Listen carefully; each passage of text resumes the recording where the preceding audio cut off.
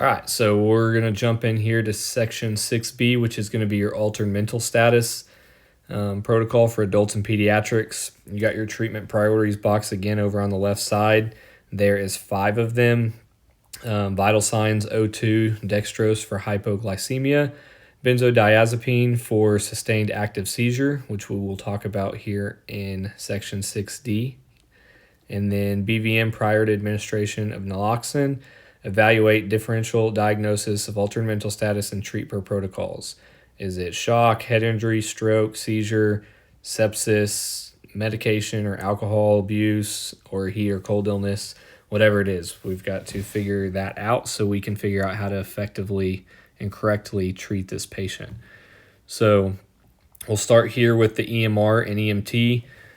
Again, we always start with the general supportive care and obtain vital signs, O2, rather that be a nasal cannula, non-rebreather, or BVM. Just remember it's got to be less than 94%, and then we'll treat accordingly. So we'll start here with toxins and drug overdose. Just remember when you are giving your Narcan, naloxone, you want to pre-oxygenate this patient. You go ahead and oxygenate them prior to administration. So if their oxygen saturation is less than 94%. So while someone is preparing the Narcan, go ahead and start putting them on oxygen, rather that be a nasal cannula, non-rebreather, or BVM. So for your apneic, agonally breathing suspected narcotic overdose, it says here, and remember, it says right here, naloxone 2 milligrams IN. We want to try to give this slowly. We don't want this patient to aspirate or wake up and become combative or have withdrawals, which it talks about here in just a second too. So 2 milligrams IN may repeat once. For pediatrics, 0.5 milligrams IN may repeat to a max of 2. So, and then if they are ineffective breathing, same thing, ineffective for suspected narcotic opiate overdose, then you're going to do your naloxone 0.5 IN may repeat to a max of 2. Use naloxone to restore effective breathing and avoid excessive dosing to prevent withdrawal. Determine your blood glucose. If the patient's able to swallow, you can, for adults, you'll give 1 tube of oral glucose. 1 tube of oral glucose has 15 grams inside. And if it's a pediatric, then we're going to do half a tube of oral glucose. Just cut that in half, and there's 7.5 grams inside. And then if you have a cardiac monitor, go ahead and apply the cardiac monitor. For EMT or higher license, we're going to measure end-tidal CO2 and monitor waveform capnography. It says mandatory if patient's intubated. You've seen it about 100 times. You're going to see it about 100 more times. That's repeated because it's very important. If you're intubating a patient, remember you have to have capnography. And then if EMT or higher, place supraglottic airway if indicated, and only if BVM ventilations are ineffective.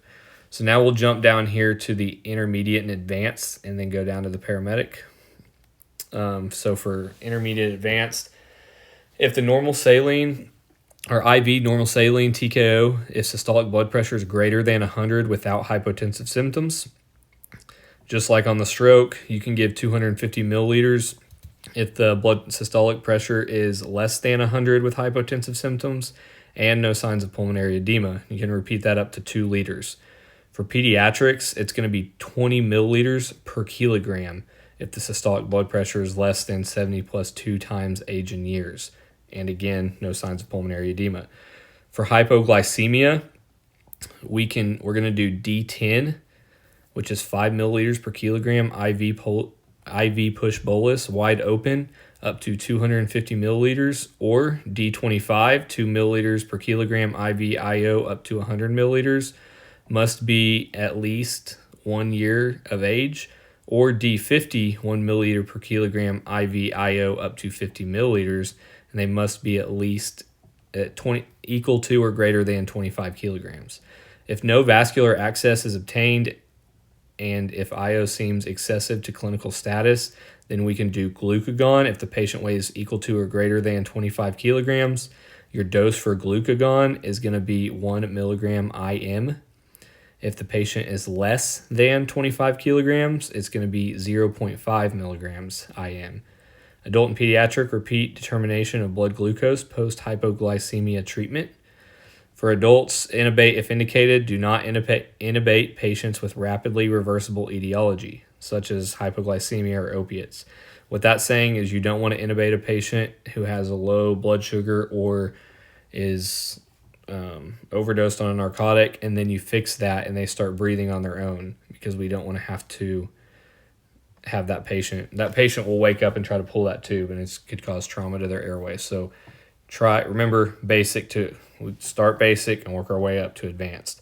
So advanced EMT or higher, if it's a suspected narcotic opiate, then we're going to do 2 milligrams IV IO-IN. May repeat once. Pediatric 0.5. And then down here for paramedic medicated assisted intubation if indicated. Continuous assessment and treatment of suspected altered mental status etiology per applicable protocols. Consult online medical control if above treatment is ineffective for hypoglycemia or narcotic opiate etiology. Consult online medical control if uncertain etiology and treatment plan of of altered mental status. Sorry.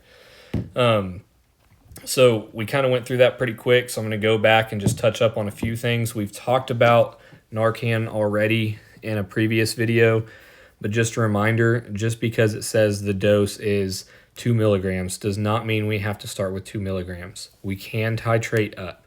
So, and the reason for that is because you don't want to wake that patient completely up where they aspirate or they become violent or they start having those withdrawals. Most of the time when you wake a patient up from a narcotic overdose, they're either A, mad that you took their high away, or B, they have no idea who you are because they went to sleep and they woke up and they've got strangers doing all sorts of things to them. So just keep that in mind. We want to get them breathing again, but we don't have to slam it.